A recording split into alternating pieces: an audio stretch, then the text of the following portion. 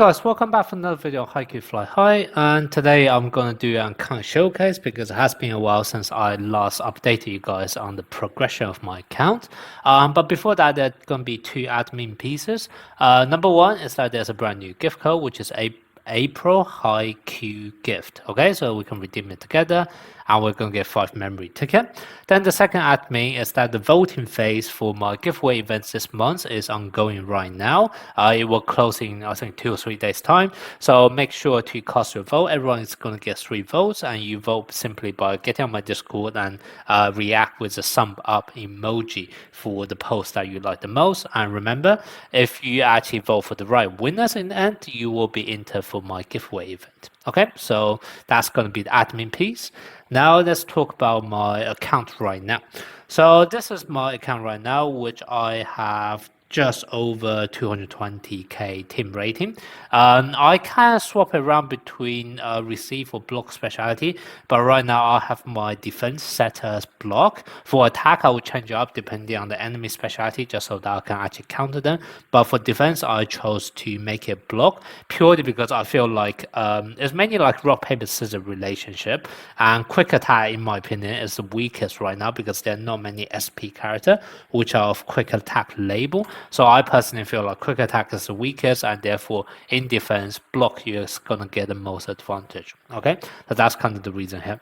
Now this is only going to be for my defense, and I have also set my subset in here. As my camera will be subbed out for my own, and also in terms of my liberal, it's also be swapping out my setup. So the main idea here is that when camera is actually on the field, it will do a few things. First thing is that this game always activate deployment bond attack first, and that will allow you to quickly activate this, which can then give, I think, like 10% attack technique for the remainder of the match. So I can quickly do this to enjoy it for the rest of the match. And then the second thing is that even after Kenma has been subbed off, you would still be able to benefit from this fortified effect, which can then give me reflect for the remainder of the match as well. So that's kind of why I chose it, so that my Kenma would be subbed out first. And so the idea is that he will be on the field for just one rally to basically kick off this deployment bond attack, and also to get those kind of reflex buff, and then he will be subbed off pretty much for the remainder of the match. And then I would also means my Sugawari, who is in this position after one rotation, will be coming up, and because he will be subbed on fairly early on, I will be able to get the most out of his skill 3 as well, because I basically would be almost at full stamina when I have him enter the core, and therefore get a huge amount of buff as a result. Okay, so that's kind of the choice of my rotation here. And then I have 2 main blockers, which is going to be Suki and also Crow, which I basically put them diagonally opposite each other, so I also have a strong blocker up front. And then as for the 2 remaining positions, I have Hinata for the bond, and then I also have Korra, who's just very universal, and they are kind of my other attackers as well. And basically the idea here is obviously Korra prefers to be at the front because he can also defend, and also he hits harder when he's up front. Whereas my Hinata is obviously going to be better because he is obviously going to have a receive label. So in the event where he does actually end up receiving, this is also going to be beneficial as well. Okay, so this is kind of the setup for my whole team. And in terms of my build for Suki and also Kuro, you guys can check out my previous video where I have already shown my potential build for both of the character, so I'm not going to talk about them too much here. And in terms of my Korai, in case of what you guys are wondering, I am actually doing basically a hybrid of both block and also power spiking. The main reason I'm doing it like this is actually because my Korai is at skill rating 4, so I can basically scale my awareness and also reflex together. So I basically chose this build so that I can end up pretty much with around 70% awareness and also reflex, which is really nice as well. Okay, so that's basically my team formation right now for defense.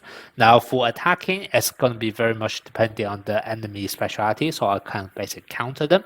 If it's going to be the enemy is blocked, then unfortunately I don't have enough strong quick attackers, so I'm not going to bother. However, let's say if the enemy is weak against receive, what I would actually end up doing is basically I will start out with 6 receiving character. So I basically go like this. This is literally 6 receiving character, and then basically I can enjoy the maximum amount of benefit before then switching back into my main team.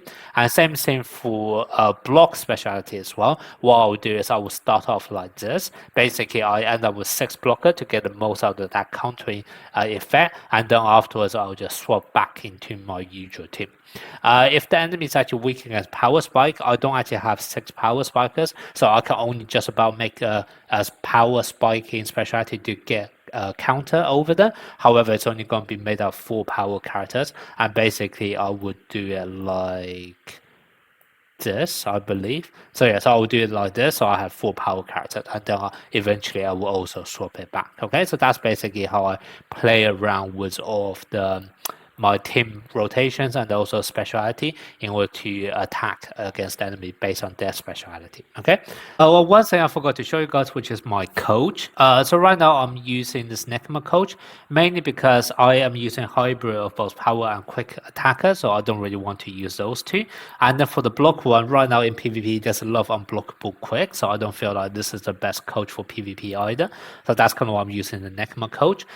This is the coach I have right now. So the first one is just liberal, and it's okay-ish. It's increasing basic stat. To be honest, liberal only need receive, but at least this is red one, so it's not too bad. Then wind spiker one, recovering stamina. This is not that needed for me because my only wind spiker is Korai, and he already have plenty of stamina due to his basically skill resonant 4 effect.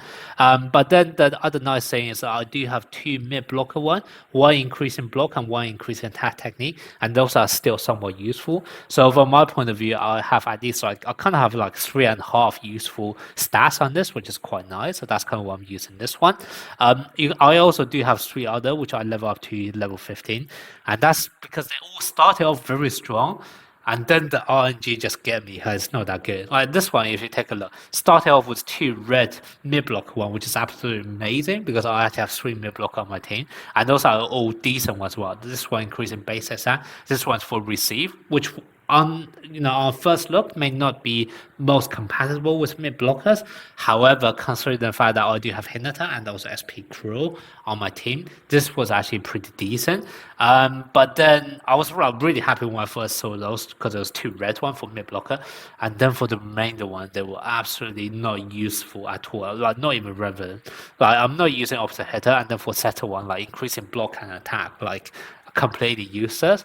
And then I also have this one, started off also quite strong, increasing wind spiker power attack and also attack technique, so absolutely strong. And then ended up with like increasing block for setters once again why. And then this one for liberal, increasing quick attack is not that useful either. This one I guess it's okay, increasing receive, so maybe this one can also be a good choice, but I kind of chose my current one mainly because this one is more useful for my mid blockers, and now there are 3 mid blockers, while this one has been more useful for wind spikers, but I only have one wind spiker on my team right now, so that's kind of I still kept this coach rather than disassembled it. But that's kind of the my other coach option. And then also have this one, which once again started off really strong. If you take a look at this mid blocker, and this one's completely maxed out as well. 20% defense technique. Defense technique already by itself is amazing. And this is the maximum number of stats you can get on this. So when I saw this, I was like, oh my god, this is absolutely amazing. And then look what happens. Liberal increase in serve stats, okay. Setter increase in power attack, okay. This one setter increase in set. I think this one can be somewhat useful.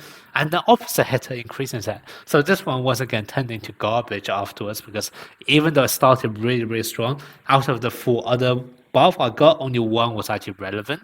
So that's kind of why I am not getting the best luck with my coach right now. So I'm still looking for my perfect coach.